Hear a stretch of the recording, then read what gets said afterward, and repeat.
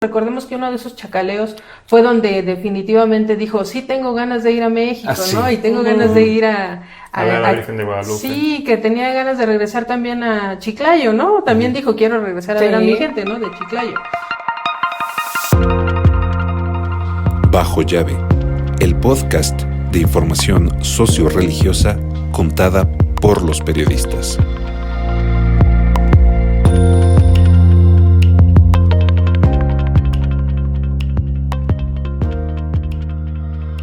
Hola amigas, amigos, bienvenidas, bienvenidos a su podcast Consentido. Les agradecemos muchísimo estar aquí en Bajo Llave, los acompañamos como cada semana, Juan Pablo Reyes. ¿Qué tal? Saludos, espero que les guste el tema de hoy de aniversario. Por supuesto, Lilian Reyes. ¿Qué tal, amigos? Y qué bueno que nos acompañan en una emisión más de Bajo Llave. María Eugenia Jiménez. Hola, ¿cómo están? Bienvenidos a este programa. Y Felipe Monroy. Oigan, pues estamos en estos días en el que se cumple un año del pontificado de León XIV, Robert Francis Prevost Martínez, como pontífice de la Iglesia Católica Romana y Apostólica. En estos días, Juan Pablo, estábamos justamente allá en Roma. Estábamos en Roma, en el cónclave. Previo al cónclave, ya en estos días, muchos de los comentarios que se iban vertiendo en torno a la elección del pontífice que acababa de pasar, los funerales de Francisco. Se estaban congregando los cardenales para las congregaciones generales y estábamos ya rumbo al cónclave. Para empezar y recordar justamente esos momentos, tú que estabas allá, compártenos cómo se vivía en Roma estas congregaciones generales rumbo al cónclave que inició el 5 de mayo. Eran momentos bastante interesantes. Creo que como periodista fue una experiencia bastante didáctica, de mucho aprendizaje y de ver cómo se van moviendo los hilos al interior de la Iglesia Católica, porque había que esperar a los cardenales que asistían a estas reuniones preparatorias del cónclave, en donde se iba definiendo qué era lo que necesitaba la Iglesia Católica para el siguiente pontificado, cuáles habían sido los frutos del Papa Francisco y qué es lo que debería hacer o podría hacer a quien eligiesen como nuevo máximo líder de la Iglesia Católica. Entonces, como periodistas, pues muchas veces estábamos en la parte de afuera de estos salones detrás de la Basílica de San Pedro. Había una reja donde entraban los cardenales, se estacionaban ahí. Algunos lo hacían caminando, otros posaban para la foto, ¿te acuerdas? Sí. Y pues ahí había que pescar tal cual a los cardenales que quisieran hablar. Por supuesto. Ahí podían participar todos los cardenales. No estaba la limitante de edad que marca la Constitución para el cónclave relacionada a los 80 años, ya para quienes iban a la Sixtina. Acá podían entrar todos los cardenales, entonces por ahí nos topábamos con el cardenal Alberto Rivera, así es, con otros cardenales latinoamericanos, y hicimos varias entrevistas con cardenales, ¿te acuerdas, Felipe? No, te presenté ahí a Gregorio Rosa Chávez. A Gregorio Rosa Chávez, por ahí está la entrevista, luego ahí les pondré el link. Entonces, con ellos, pues más o menos se iba armando el rompecabezas respecto a lo que se abordaba en estas reuniones que en todo momento fueron privadas. Bueno, y llegó el cónclave el 5 de mayo del año pasado y 4 votaciones después vimos la fumata blanca famosa. Que no pensábamos que fuera ahí en ese momento. No pensábamos. Estaba yo con Felipe ahí en la Vía de la Conciliación, afuera de la sala de la Estampa, y dijimos, no, pues ya vámonos a comer, no va a salir ahorita. Nada, nos metimos y de repente... Sí, no. Y salimos corriendo. Y bueno, pues se eligió a Robert Francis Prevost, cardenal de la Iglesia Católica, como pontífice. Eligió el nombre de León XIV. Robert Francis Prevost, que es de natural de Chicago, y fue obispo en Chiclayo, Perú, en la diócesis del norte de Perú. Y pues desde allí ya arrancó su pontificado. Y a ustedes, ¿qué les pareció, Maru, Lilian, los primeros arranques de ese pontificado y qué ha expresado León XIV, digamos, con detalles, diferente y semejante de Francisco y lanzado justamente a la que la Iglesia puede o no necesitar frente a lo que viene? Yo veo en el pontificado a un año que los primeros 6 meses fueron tranquilos, estuvo muy mesurado. No hizo declaraciones tan fuertes como algunas veces se podría esperar o como Francisco las hizo desde un inicio.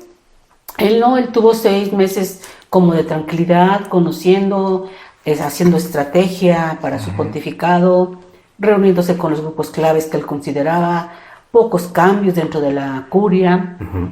Pero a raíz de los últimos meses, con todo el movimiento geopolítico que ha habido en el mundo, todas las guerras, él ha empezado a expresarse. Ha roto ese silencio, pues ha tenido varias confrontaciones, ¿no, Lilian? ¿Cómo lo ves? Sí, yo no hablaría como tal de confrontaciones, porque ya lo vimos también aquí en otro programa pasado. La cuestión con Trump era más bien el llamado a la paz, ¿no? A la concordia, no ponernos así como de al tú por tú, porque muchos esperaban una confrontación tú por tú, sí, ¿no? Directa, más bien el llamado a la paz, el llamado a la conciliación, el llamado también a decirlo, pero también sí recordándole que también él es un mortal. Trump es como cualquier otro, no puede ser rey, no puede ser manda más del mundo, y el Papa yo creo que ha tenido un pontificado distinto en el que ha marcado también el regreso a lo tradicional. Ha retomado algunas tradiciones que Francisco había perdido, entonces también ha sido como un cambio otra vez un poquito a lo que estábamos acostumbrados con Francisco. Francisco era muy, muy humilde, dejó muchas tradiciones de los papas anteriores, y pues vemos que otra vez vuelve a tomar las pruebas, ¿no? Aparentemente. Aparentemente. Y creo, Felipe, tú también que estuviste ahí desde el primer día del Papa León XIV, es el Papa de la Paz, ¿no? Recordemos que su primer mensaje, la paz sea con ustedes. Retomando las palabras del Evangelio. No lo sé. O sea, y desde el inicio, sí, pero... el primer domingo, le tocó todo el conflicto relacionado con Palestina e Israel. Visitó la tumba de Pío XII, a quien le tocó vivir la Segunda Guerra Mundial. Muchos símbolos relacionados con el tema de la pacificación a nivel internacional. Absolutamente, o sea, discursivamente León XIV ha insistido en el tema de la paz y la ha tratado de categorizar. Creo que ha sido su línea del primer año. Sí, y lo que dice Maru, que yo creo que es lo más interesante, nada en León XIV parece ser como demasiado urgente. De hecho, no lo ha sido. Los cambios en la curia romana no se han hecho. No lo han sido porque acá nos faltan todavía obispos, ¿no? Sin duda. Es decir, que este Papa se toma las cosas con mucha calma. Su propia sustitución al frente del dicasterio para la congregación de los obispos, de donde él era titular, tardó 6 meses. O sea, él funcionó 6 meses sin un encargado del dicasterio de los obispos, es decir, él mismo también asumiendo un poquito de esas responsabilidades y no quiso hacer mucho más allá. Publicó la primera carta encíclica de su pontificado, Dilexit Te, pero que en realidad, pues, más de la mitad es de Francisco. De hecho, pues, es la continuación de Dilexit Nos, que escribió Francisco, la última de su pontificado, y Dilexit Te, pues es como esta continuación del amor de la Iglesia a los pobres, me pone el corazón y la paz justamente en el centro. Y bien dice Maru, los primeros 6 meses en realidad fueron como darle mucha continuidad a lo que ya Francisco había instaurado. De hecho, el jubileo lo tuvo que... Sí, lo concluyó...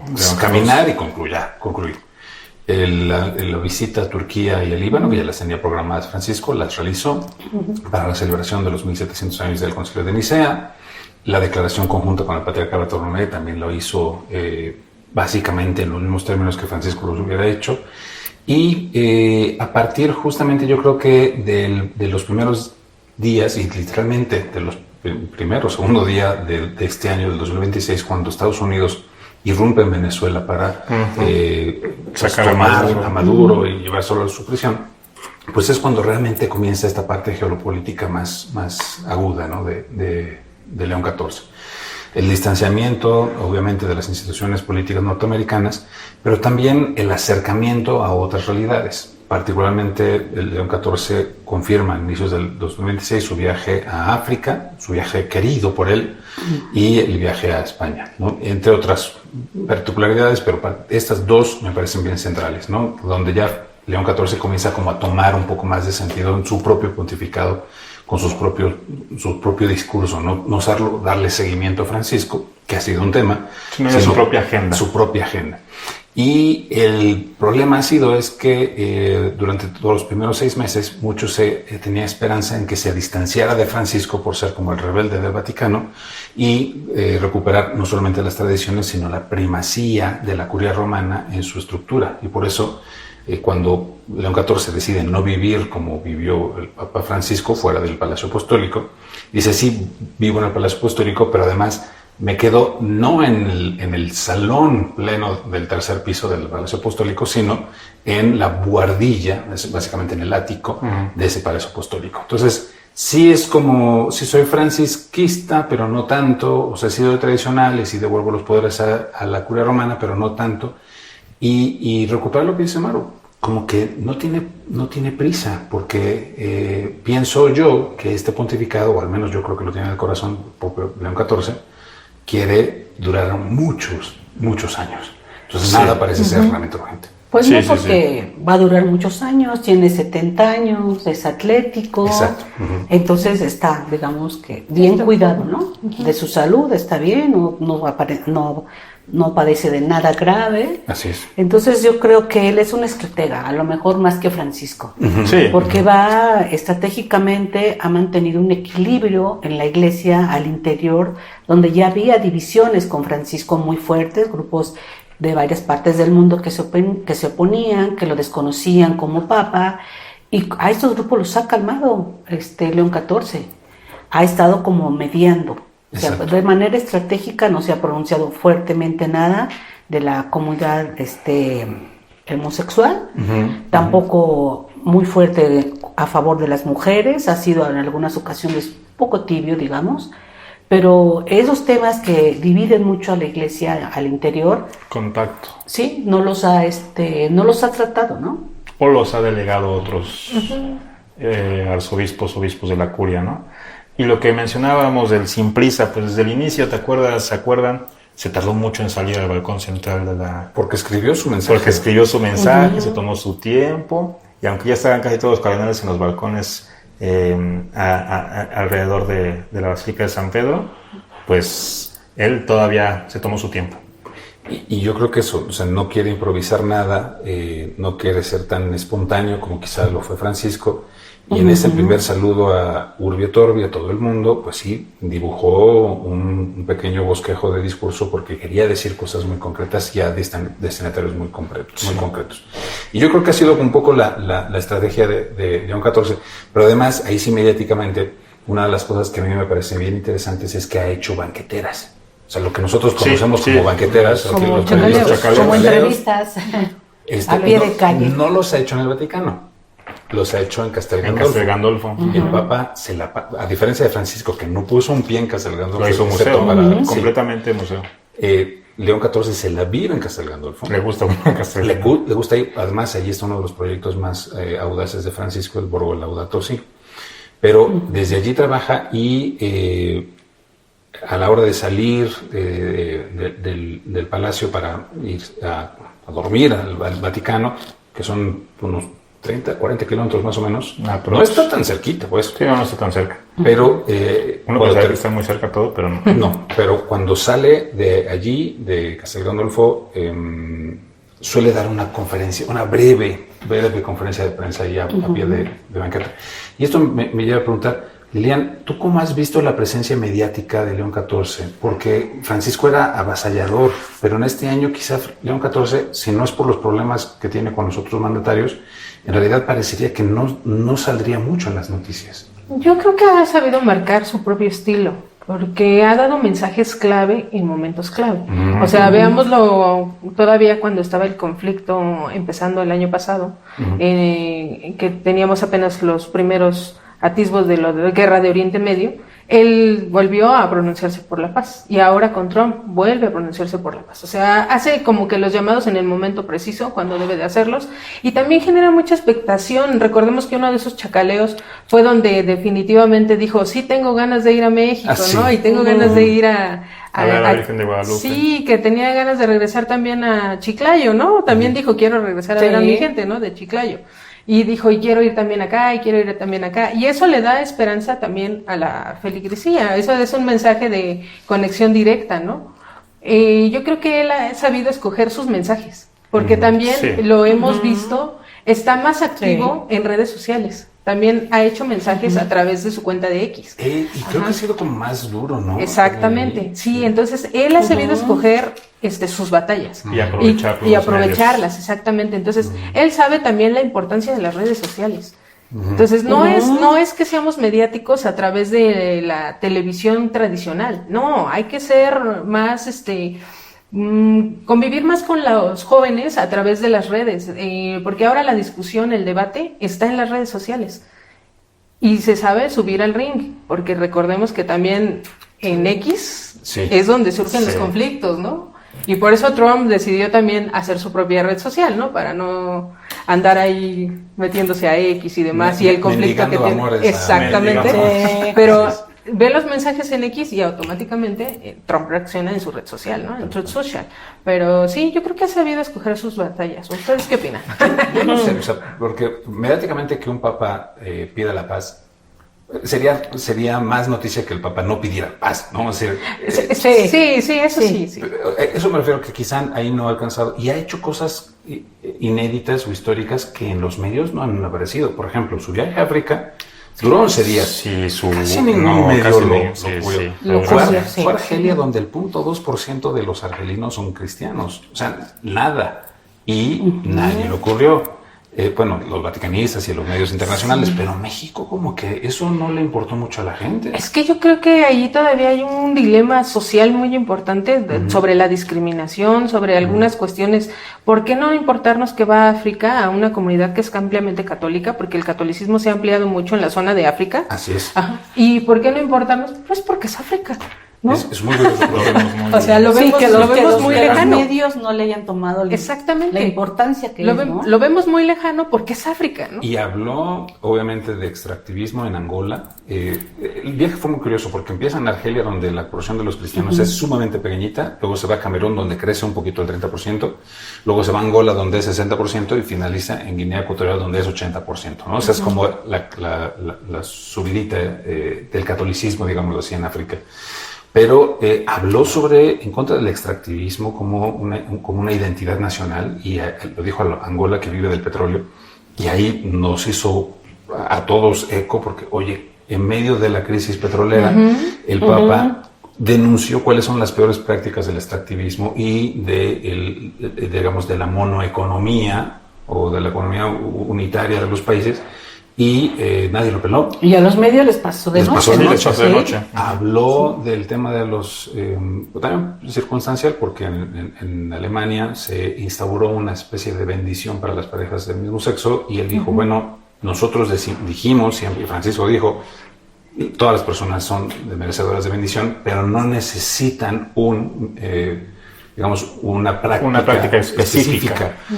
Todos pueden acudir, y todos son merecedores de esa bendición, pero no vamos a hacer un rito especial para la bendición. Y lo dijo, y tampoco es que lo hayan tomado nuevamente en los medios.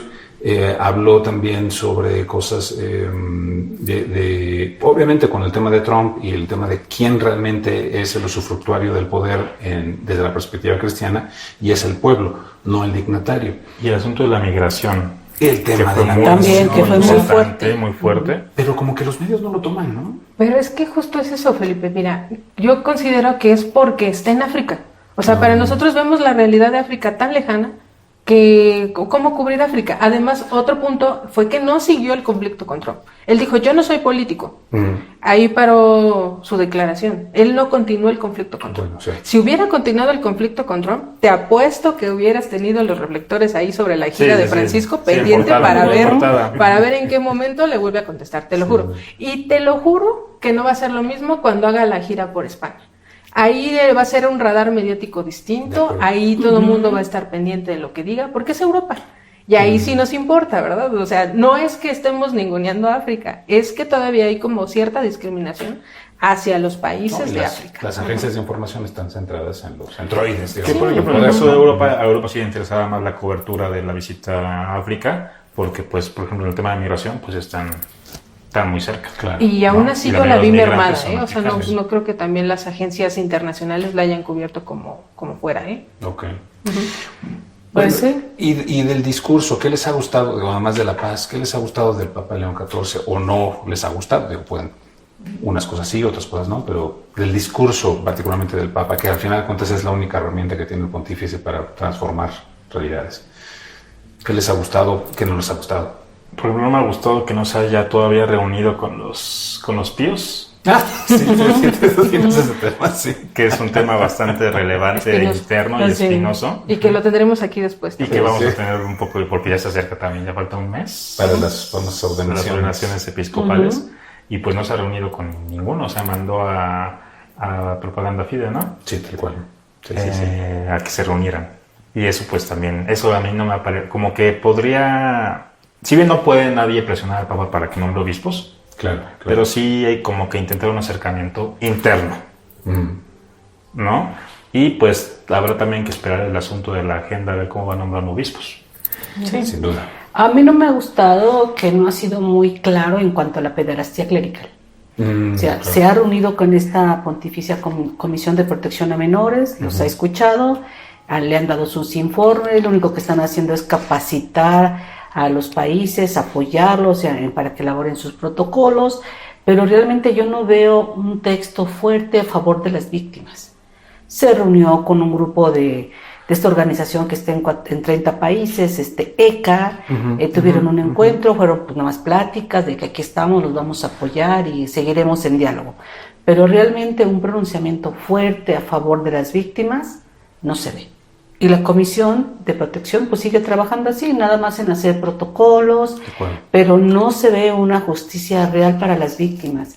No se ve que estos centros de escucha que pidió Francisco que se instalaran en cada diócesis, o por lo menos cada episcopado los tuviera, pues no se ve que estén funcionando, al menos en México no funciona, ¿no?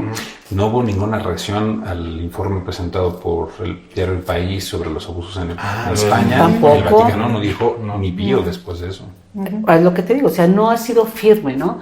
A lo mejor Francisco le tocó una etapa más dura y desde el inicio de su pontificado él tomó acciones precisas y fuertes, ¿no? Que los obispos no le hagan tanto caso es diferente. Sí. Pero aún así, yo no lo veo como que en este tema él tenga la mano dura, ¿no? Escucha, no pero no lo ha demostrado. A lo mejor más adelante, en cuanto presentan el último informe, el más reciente, él se entere, pero él está enterado de esta realidad por estar anteriormente en esta comisión de los obispos, ¿no? Es verdad. Él era el que coordinaba a los obispos finalmente. Quizá por eso mismo, porque no tiene prisa. No tiene prisa. Sí, sigue siendo muy mesurado. Para ese problema sí necesita prisa. Sí, ¿no? Ciertamente. ¿Y a ti, Lilian? Pues a mí me gusta que sea cercano, que sea cálido. Digo, todos los papás son cercanos, cálidos, todos tienen cierto grado de simpatía. No todos. Benedicto no era. Benedicto no. El Papa Benedicto no era tan cercano. Pero a mí me parece lindo eso que hace de extender todavía más los idiomas, porque a veces algunos papás daban solo el mensaje en italiano y solo el mensaje en inglés y a lo mejor una que otro idioma, ¿no? Él sí se ha extendido hasta el francés y no me acuerdo qué otro Esa idioma. Cercanía de la que habla Lilian me recuerda a Juan Pablo II. Sí. Muy carismático en ese sentido, ¿no? Sí. Y justo cuando ya le dicen que ya se tiene que retirar, a veces él dice, a ver, Así, espérenme, déjenme termino de saludar. Y sigue saludando, Así. y sigue recibiendo a la gente, y carga a los niños, y sí tiene mucha simpatía en que a veces se avienta maratón de 10 niños dándoles la bendición, y carga a uno y regresa a otro, y así. O se quiere robar las medallas olímpicas. O se quiere robar las medallas olímpicas, como... Ajá, sí. Entonces, todas esas cuestiones de recibir, de estar cerca, me parecen como muy humanas también, muy... Y el cariño especial que tiene con los latinoamericanos, porque siempre cuando hablan español, pues todo el Vaticano se desborda, porque siempre hay algún mexicano, colombiano, venezolano, ecuatoriano, lo que sea ahí en el Vaticano, ¿no? Siempre vemos las banderas de Latinoamérica ahí en sus homilías, ¿no? Sí. Y a mí también lo que me ha gustado de él desde un inicio es no romper totalmente con todo el trabajo que había hecho el Papa Francisco. Claro. Yo creo que ahí sí también ha sido muy mesurado, ¿no? Está así buscando su estrategia, su línea de trabajo pastoral, pero no ha roto completamente. Y bien lo dices, uno de sus principales proyectos del Papa Francisco, Castel Gandolfo, pues él de sus primeros textos habla sobre la pobreza, Sí. sobre la migración, sobre todo este conflicto social que crean esas economías poderosas. Incluso en África él dice que estas potencias quieren otra vuelta a neocolonizar ciertas áreas de África, ¿no? Entonces, en ese sentido, su discurso yo lo veo, me ha gustado, va muy de la mano de lo que tenía Francisco, ¿no? Mira, y ese es es un tema que hay que seguir con cuidado, porque a Francisco sin duda se le hizo guerra interna durísima, es decir, varios cardenales que arzobispos poderosos, particularmente Estados Unidos, arzobispos con mucho capital económico, arzobispos italianos con una presencia mediática tremenda. Cuando estábamos allí en Roma, durante las congregaciones generales, hombre, 26, 27 cardenales hablaban en las congregaciones generales y pues por la chamba periodística sabemos más o menos qué temas iban tocando. Sí. Pero el que estaba religiosamente en los medios de comunicación en la noche, es decir, aparentemente comentando lo que nadie sabe que estaban diciendo los cardenales, era justamente de los arzobispos enemigos de Francisco, ¿no? Y estaban en todas las cadenas. Del grupito. Ahora, eso es lo que vio Francisco. Y de repente sale León XIV a decir varias cosas. Lo primero, sinodalidad sigue. O sea, el tema de la sinodalidad es crucial. El tema de la iglesia pobre para los pobres, aunque no lo mencionó directamente, pues lo ha expresado a través de sus discursos. Y algo que me parece fenomenal y que sucederá con los cardenales, porque también el Papa León recogió de los cardenales la necesidad de que los cardenales se reúnan más seguido, no solamente cada consistorio. Entonces el Papa León dijo que iba a hacer consistorios extraordinarios más frecuentes con los cardenales. De hecho, lo hizo en enero. Sí, o en enero. Y se prevé ya uno para... Y lo va a hacer lo va a seguir haciendo. Junio. Y les dijo a los cardenales, que me parece fenomenal, lo que tenemos que hacer en junio es recoger la genialidad de Evangelii Gaudium Francisco. O sea, Evangelii Gaudium Francisco es una carta de la Iglesia al siglo XXI, o sea, no podemos perder ese impulso, y no porque se haya muerto Francisco empecemos de nuevo. O sea, tenemos que recuperar esa parte de la alegría del Evangelio que no a todos les gustó. Están los 15 cardenales que hicieron una carta en contra de ese documento, están muchas de las iglesias conservadoras que dicen que no se puede vivir con una catolicidad que conviva con las demás religiones, sino con una catolicidad que domine sobre todas las demás realidades sociales. Y esto Francisco pues nunca lo vio así. Y ahora León XIV dice, pues ese es el camino. No es un tema de imposición, es un tema de seducción, no es un tema de dominio, es un tema de acompañamiento. Y es lo que dice Maru. Lo bueno es que León no ha roto con esta parte. Y a pesar de todo, como también dice Lilian, los gestos, usar la museta en los viajes papales, ser un poquito más solemne en algunos espacios, ser muchísimo más... Retomar bien el latín. Todas esas cosas como que hace guiños a los conservadores diciendo, bueno, sí, seguimos con el plan de Francisco, pero... también tengo mi propio sello, ¿no? Y el sello que viene de la iglesia tradicional, ¿no? O sea, no piensen que yo vengo a renovar todo, sino que la iglesia, particularmente la curia romana y los grandes poderes de la iglesia, pues han servido desde hace muchos años, ¿no? Pues así, cuando llegó Francisco, los titulares de muchos diarios internacionales eran: el gran reformador viene a reformar a la iglesia. Sí. Y así fue desde un inicio de su pontificado, ¿no? Sin embargo, con León XIV, ¿no? Esos titulares no se han visto, ¿no? Así es, tal cual. Los especialistas, los vaticanistas que hacen los análisis, pues lo consideran así moderado. Todavía está planteando su estrategia para tener su línea pastoral que se identifique. Se ha ubicado en los últimos meses como un líder político y en la geopolítica del mundo, que los primeros 6 meses estuvo muy apartado. Ahorita con todos sus pronunciamientos a favor de la paz, en contra de las guerras, su diferencia que tuvo con Trump, pues lo está colocando ya como un líder político internacional, ¿no? Entonces él va escalando poco a poco. Sí, yo no lo veo, por ejemplo, Gerardo Laveaga opinaba en algunos espacios, saludos a Gerardo Laveaga, de que era un papa, de que decía pobre papa, demasiado gris. Yo no lo veo gris. Ha crecido en los últimos meses. Ha crecido bastante y como decimos, o sea, sin prisa, o sea, lleva su propio ritmo. Es que la iglesia es como la iglesia, nunca lleva prisa. Sí. Todos los trámites hasta que Francisco empezó con el hasta que torbellino. Francisco, sí. Sí, por supuesto. Bueno, y es que también no me van a dejar mentir ustedes que estuvieron allá presenciando el cónclave. Las apuestas eran para un papa tradicionalista. Sí. O sea, de hecho, los que sonaban más eran de los más férreos defensores de la tradición católica anterior, ¿no? O sea, que nos vamos no a lo tan innovador, ¿no? Los que decían, a ver, matrimonios del mismo sexo, no, nada que ver, ¿no? Sí. O sea, es una cuestión más tradicional, o sea, volver al origen tradicional de la iglesia. Sí, querían romper con todo lo que había hecho Francisco. Exactamente, ¿no? Lo primero que sonó es, ahora necesitamos un papa de a la antigua, ¿no? Y en México Latino, la Gaceta de la UNAM.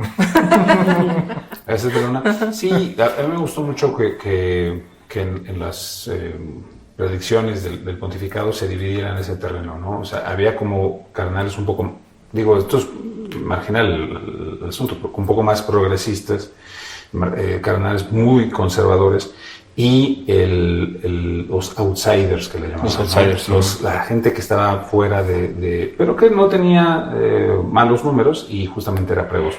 Lo que los cardenales vieron, y por eso también fue muy rápida su elección, porque fueron 4 votaciones nada más, es que justamente necesitaban ese como punto medio, ¿no? No podían irse por un Robert Sará, que era súper conservador, o un Pietro Parolin, que también es muy duro en algunas particularidades, aunque ha sido mucho más político por su función, o no iban a irse por la extravagancia de Luis Antonio Tagle, de Filipinas, que sonó mucho. Que sonó muchísimo. Vaya que sonó. Era Francisco II. Era Francisco II. Entonces, yo creo que encontraron como una media y León XIV se la ha ido pensando, ¿no? Si soy una media,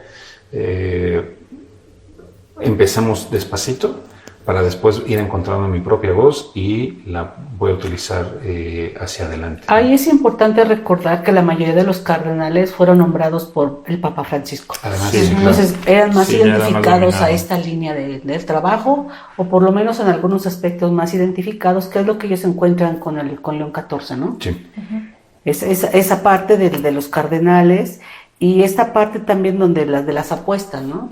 Que vámonos, el favorito era Tagle, ya por la gente que apoyaba a Francisco, ¿no? Le aportaban al filipino. Sí, tal cual. Y si las apuestas, como en otros conclaves, pues se les han venido abajo, ¿no?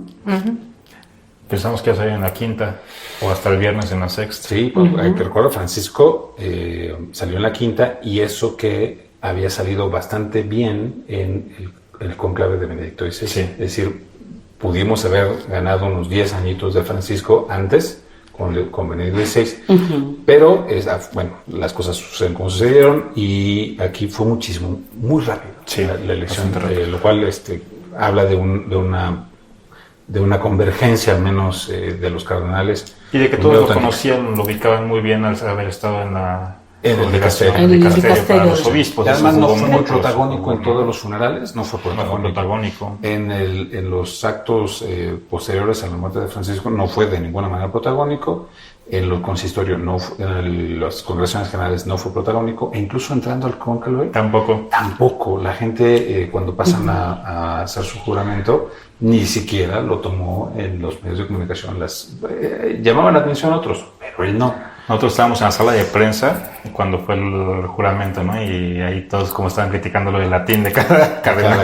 Pero bueno. Bueno, aquí la única persona que yo vi que le atinó fue la analista política Mónica Uribe. Mónica Uribe sí dijo.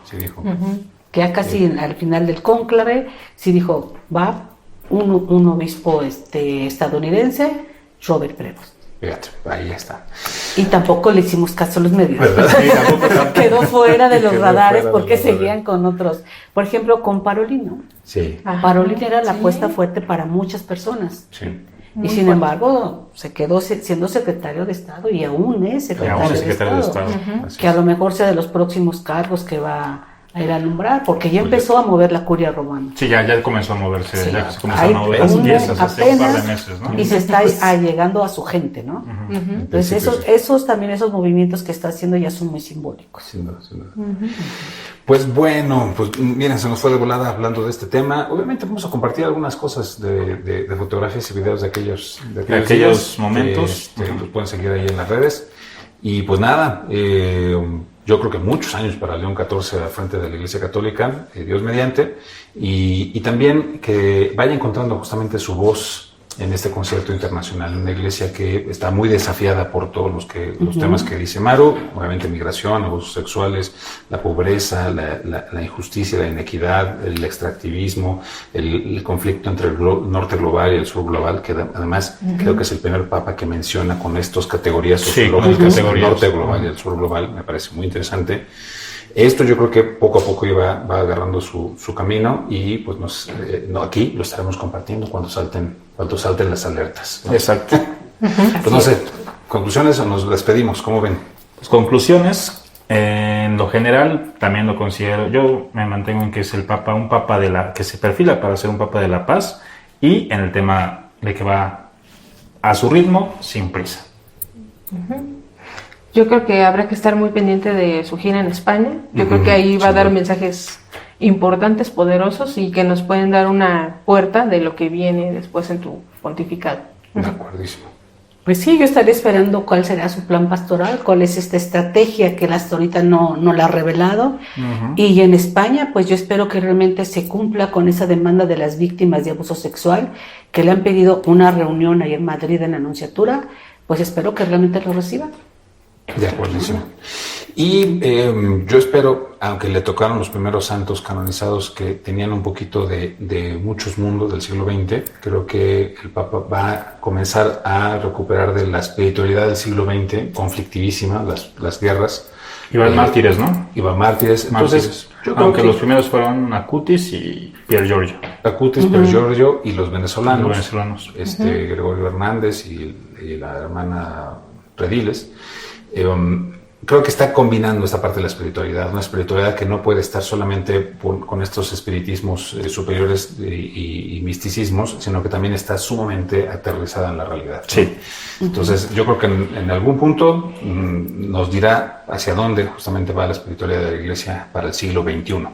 Y le tocará, sin duda, la celebración de los 2000 años de la redención. Sí, en 2033. Y si sigue, por supuesto, estará en México en 2031 celebrando los 500 años de la Virgen. Eso está confirmadísimo. Sí. Confirmadísimo. Sí, pues primero que se arregle el problema de la basílica. Seguimos esperando. Pero históricamente, aunque esté patas para arriba de la basílica, los eventos suelen suceder. La coronación pontificia en 1895 estaba en uno de los puntos más álgidos del conflicto Estado-Iglesia y la Iglesia para sí misma, horrible, y aún así se hizo la coronación. Entonces, sí, pero no había tantos medios de comunicación, no había podcast bajo llave. No había podcast bajo llave, exactamente. Pero ese tema será para otro episodio. Muy bien, pues nos despedimos, Juan Pablo Reyes. Saludos, ahí esperamos sus comentarios y propuestas para próximos episodios. Lilian Reyes. Síguenos en redes. Maru Jiménez. Pues los esperamos en el próximo podcast. Y soy Felipe Monroy, nos vemos en el próximo episodio. Hasta entonces. Hasta luego. Bye. Bajo llave, el podcast de información socio-religiosa contada por los periodistas.